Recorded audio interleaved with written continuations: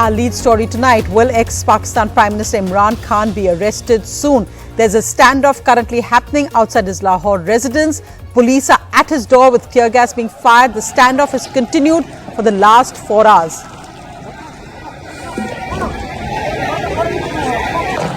ये शैल है, ये हाथ में भी नहीं पकड़ सकते ये वाले। ये मेटल के हैं। So there, the Pakistan police have arrived there, despite the fact that Imran Khan's party says he has got bail from the Lahore court. This is about his allegedly selling gifts that he received as Prime Minister. So you can see there are huge crowds of supporters around Imran Khan's house. मेरे पाकिस्तानियों, police मुझे jail में पकड़ने के लिए आ गई है बाहर, और उनका ये ख्याल है कि जब इमरान खान जेल में चला जाएगा तो कौम सो जाएगी। लेकिन अगर मुझे कुछ होता है या जेल में जाता हूं या मार देते हैं, तो आपने ये साबित करना है कि इमरान खान के बगैर भी ये कौम जदोजहद करेगी, और ये बदतरीन गुलामी इन चोरों की, और ये जो एक आदमी फैसले कर रहा है इस मुल्क के, ये कभी आप कबूल नहीं करेंगे। So Imran Khan's video message there. Hassan Iftikhar joining me now from Lahore. Mr. Iftikhar, what is the current situation? We know that standoff has been going on, but why is the Pakistan government going after Imran Khan at a time when the country is already facing an economic crisis? Will this not add to political chaos? I think the reason is that the standoff has been going on for the whole day. This is not the first time actually the police have got this thing has been repeated at least 5 times in the past 15 days. The government wants Imran Khan in jail before the election that is supposed to take place on the 30th April in the Gujarat province, the provincial assembly, as well as the Karnataka. So the government strategy is very clear. They believe that if Imran Khan is outside running his election campaign, it would be very difficult for them to, win back seats in Punjab. And if Imran Khan wins both provinces, then his stake at the federal government that he's been claiming ever since he's been thrown out becomes all the more genuine. So this is the final straw, because today was the day that was supposed to take nomination papers from the people contesting elections. So the whole election campaign is supposed to start from tomorrow, and the whole scrutiny process and everything. So the current government wants Imran Khan in jail before the elections take place, so that they have a better chance of winning those elections. But are they not worried that it may make him, in fact, a political hero? We're seeing the crowds there. And if you could just tell us what's currently happening. We know that the phone connections there are very bad, but it's still carrying on with the tear gas, shelling. The police, are they going to storm in and arrest him, or what do you expect to happen now? Yes, the standoff is still going on. Imran Khan's party tried to, get those arrest warrants cancelled from Islamabad High Court, but their case was not taken up today. They've been told that the case will be heard tomorrow morning. So they couldn't get the relief that they were looking from Islamabad High Court. And currently there's just one arrest warrant. All other arrest warrants have either been suspended or are held in abeyance or something like that. So there is just one warrant that exists, and the government is very determined. As we talk to people in the federal government, they say that this is something that they want to do. They want to, make an example of Imran Khan in the sort that nobody above the law. The question that will it make him a martyr, or will it make him a political hero? Yes, in his own area, wherever his supporters are, they've been asked to come out. The party has actually called for a nationwide lockdown for tomorrow as well. So that might actually work in his favor. If Imran Khan goes to jail today, the government, whatever they are planning, that all may backfire.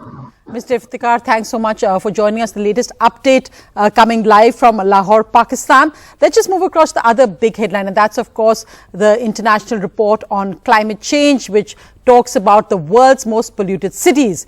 The headlines from this, the bad news is that 39 of the 50 most polluted cities in the world are in India.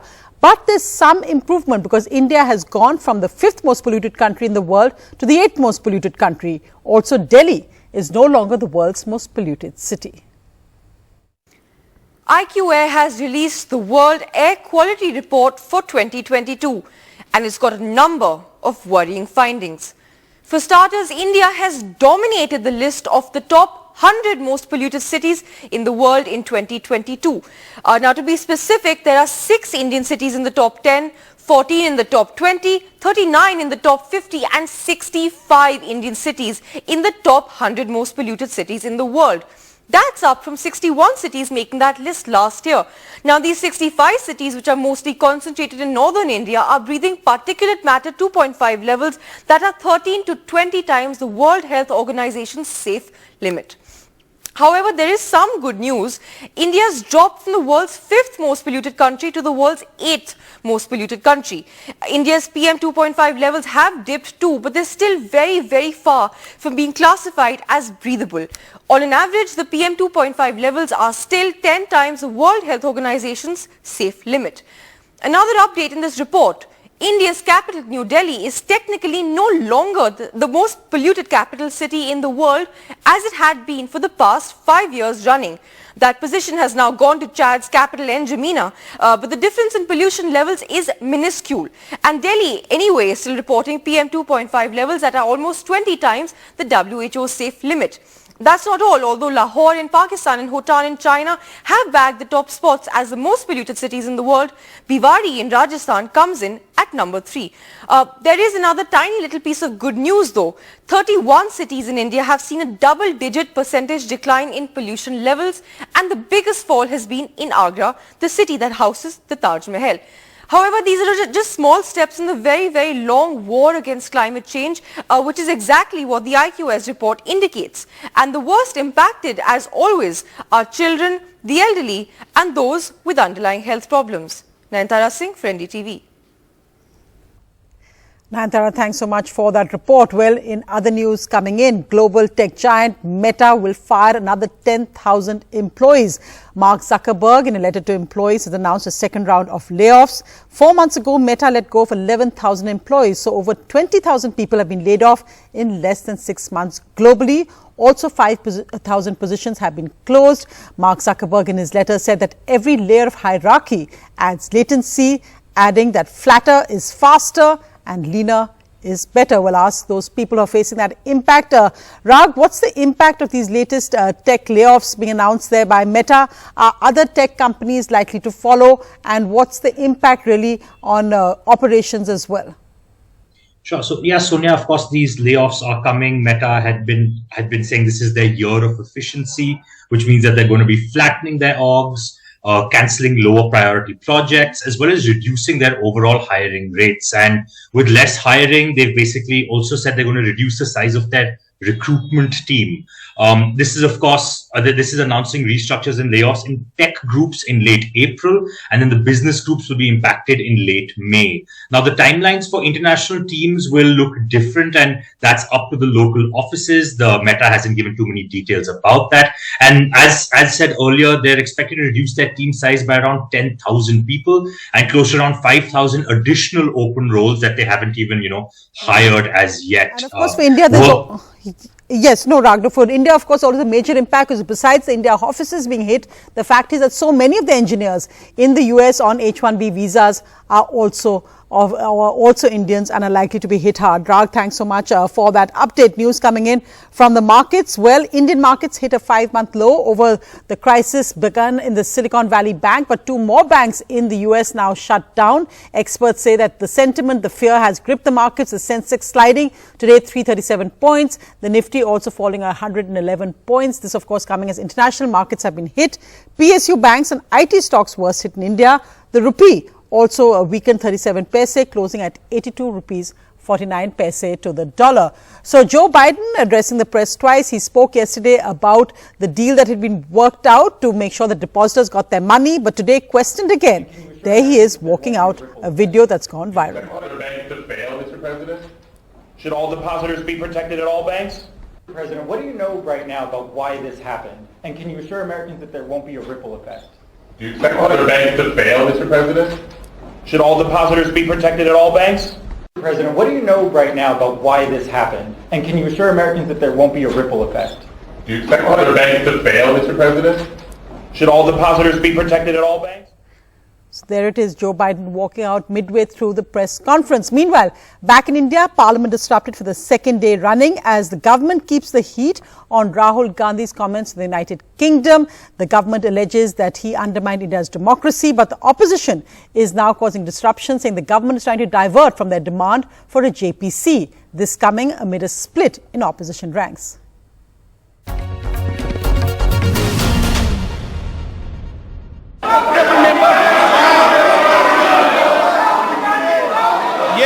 Day 2 in Parliament. Same scenes, disruptions and ruckus. The Treasury benches insisting that Rahul Gandhi apologize for his statements abroad. Non-democratic. वो कहते हैं सदन में बोलने का अवसर नहीं मिलता. अरे भाई सदन चल रहा है. राहुल गांधी जी विदेशी जमीन पर झूठ भी बोल रहे हैं, देश को अपमानित भी कर रहे हैं और सैर सपाटा कर रहे हैं.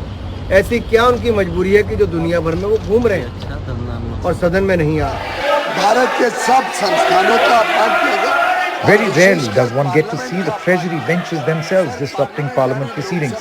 The Congress now says this is a clear diversionary tactic by the government to avoid a discussion on the Hindenburg report findings. सत्ता पक्ष के मंत्रीगण स्वयं पार्लियामेंट के अंदर उन्होंने एक ऐसा माहौल बनाया ताकि पार्लियामेंट में ना कोई चर्चा हो, ना पार्लियामेंट में कोई प्रश्नकाल हो, ना कोई बिल पारित हो. With disruptions in Parliament, the Congress hit the streets in Delhi. Their main demand, a discussion and ordering of a JPC. Congress President Mallikarjun Kharge held a meeting of 16 opposition parties who seemed to offer their support. These include the DMK, CPM, JDU, RJD, NCP, the Samajwadi Party, Uddhav faction of the Shiv Sena, Aam Aadmi Party, the CPI, JMM, IUML, MDMK, National Conference and VCK. But there were many parties in the opposition who were conspicuous by their absence. These included the BRS, TMC, the BJD, YSR Congress, the Bahujan Samaj Party, the Akali Dal and the JDS. Bringing us once again to the all-important question, is the opposition united in its demand for a JPC? हम लोगों को ये लगा है कि JPC अगर हुआ भी तो अगर चेयरमैन होगा अपोजिशन में रूलिंग पार्टी का और उसमें कुछ फायदामंद नहीं होने वाला है, इसलिए हमारा मांग है Supreme Court monitor inquiry. And as this played out in New Delhi, another statement by Rajasthan Congress in charge, Sukhjinder Singh Randhawa, charged the BJP in mounting an offensive on the Congress. Randhawa had earlier also said that opposition leaders must finish fighting one another and think of finishing Modi. और पुलवामा कैसे हो गया उसकी inquiry कराओ. आज तक जवानों का पता नहीं चला कैसे शहीद हो गए. कहीं इलेक्शन लड़ने के लिए तो नहीं ऐसा कर दिया. और भाई साहब आपको तो पता नहीं देशभक्ति का मतलब क्या है. मोदी को पता ही नहीं देशभक्ति का मतलब क्या है. Amid this ongoing tussle in Parliament, Rahul Gandhi is expected to return to India from his trip abroad and is likely to attend Parliament on Wednesday. Bureau Report, NDTV. So Rahul Gandhi returning tomorrow as Parliament disrupted for the first 2 days over his comments in the United Kingdom. But back here, it's politics 24/7 because now the big focus is the 6 states which will vote in 2023 after the first 3 are over in the northeast.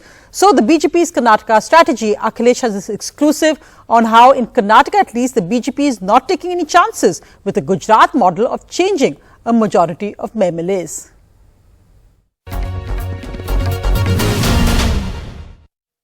Well, much talked about and successful Gujarat model of the BJP will not be repeated in Karnataka Assembly elections. Let's first talk about what is Gujarat model. We have been seeing that how BJP has been winning in Gujarat Assembly elections for the past 3 decades. In fact, this time around, they made a record of a sort because they won maximum number of seats in Gujarat. And this time, they dropped maximum number of sitting MLAs.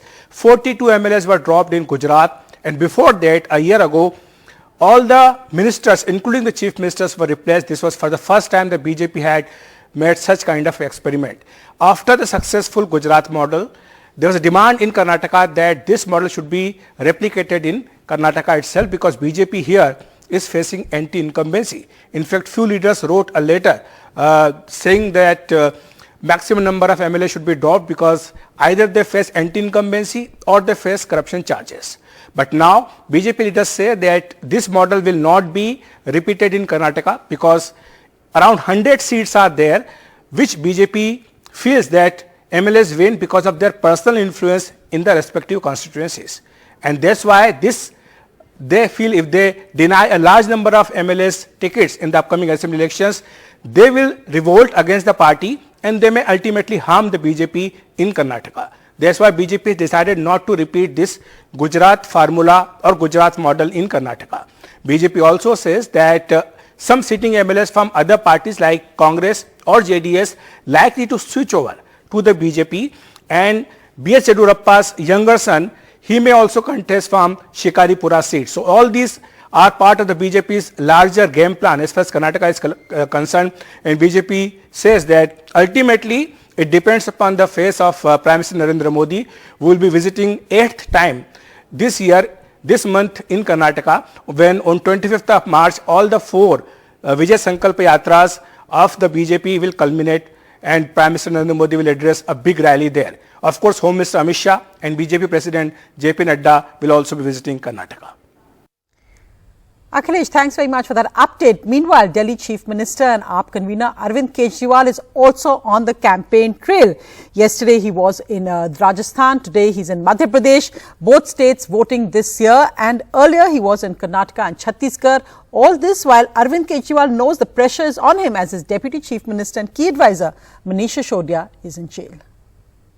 हम वो पत्ते नहीं, आंधियों को कह दो अपनी औकात में रहें।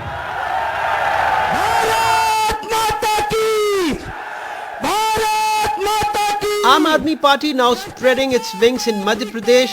The two stars of the party, Delhi CM Arvind Kejriwal and Punjab CM Bhagwant Mann in Bhopal on Tuesday after a rally in Jaipur on Monday and in Raipur on the 5th of March. Aam Aadmi Party के Kejriwal took pot shots at both the BJP and the Congress.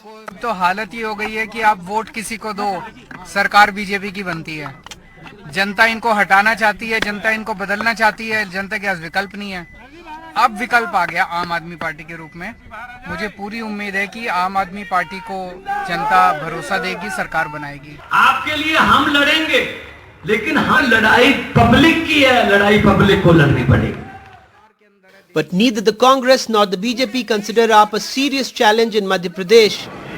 B team है कांग्रेस की। ये आप party, ये BJP की B team है, लेकिन ये मध्य प्रदेश की तासीर अलग है। मध्य प्रदेश में कोई चलेगा तो कांग्रेस चलेगी और बीजेपी चलेगी। मध्य प्रदेश में इसलिए नहीं है, मध्य प्रदेश की जनता जानती है कि अन्ना हजारे को जिन्होंने धोखा दिया है और जिस बात के लिए उन्होंने आंदोलन करा था, तो क्या कारण है उनके 2 मंत्री जेल में। In Madhya Pradesh, AAP is enthusiastic after its performance in the urban local body polls in July-August last year, where the party not only won the mayoral polls in Singrauli, MP's second richest municipal corporation in terms of revenue, but 52 of its candidates were elected municipal councillors. Aam Aadmi Party's vote share was just 1% during 2018 assembly polls, but increased to 6.3% during last year local body polls. And now the party is trying to break the bipolar model of politics in Madhya Pradesh. In Bhopal, with camera person Rizwan Khan, Anurag Dwari for NDTV. Well, our politicians on the campaign trail, but here's what's really important on who's hitting the streets. Thousands of Maharashtra farmers are currently marching from Nashik, that of course is the onion belt, to Mumbai, because they want to bring to the Chief Minister and the government's attention what's actually happening to their onions, where they have to sell the crop at way below the cost that it actually cost them for production. So they're asking for urgent help. They're being backed by a left farmers union, and there they are on their march, thousands of farmers from Nashik to Mumbai. Sohit, why is this march significant? Well, Sonia, we have also been reporting about what is happening in Nashik. We saw how farmers are throwing their produce on the roads. We saw how they are protesting outside Lasalgaon, and we even reported farmers burning their own field. So the farmers are unhappy with the way the government has reacted, and that is why, while the government on Monday had announced a subsidy of 300 rupees per quintal for farmers, they want 600 rupees per quintal as a subsidy as of now, and also 2000 rupees is what they are demanding for onions. So this is what the farmers are demanding, and this is not the only reason. We saw unseasonal rainfall happening across Maharashtra. A lot of crops have been damaged. The farmers are facing a lot of issues, and they expect the government to do more than what they are doing, and that is the reason they have decided to march from Nashik to Mumbai. Now they have crossed Nashik, and on 20th of March they will be reaching Mumbai. However, before that, on Wednesday there is a meeting between the representatives of this farmer Right. as well as the government. So very important to see what happens over there, because the entire budget session is going on. The opposition is already trying to corner the government, as the OPS protest is also going on. And all of this, since the farmers are also on the street, the government will try to ensure that they get at least something, or there is some assurances given to them. However, on the other hand, the farmers are saying that they will be continuing with their march until and unless all of their demands are met. Sohit, thanks so much for that update. Well, in other news, and this really is a travesty, because now after the stories of urination mid-air, then now a drunk travel ticket collector has urinated on a woman's head in the Akal Takht Express. A government railway police official has confirmed this. The woman was travelling with her husband. Both of them were from Amritsar. So the minister has reacted. This man has been sacked. And with the minister tweeting zero tolerance for this behaviour. This happened in the Akal Takht Express going from Amritsar to Kolkata.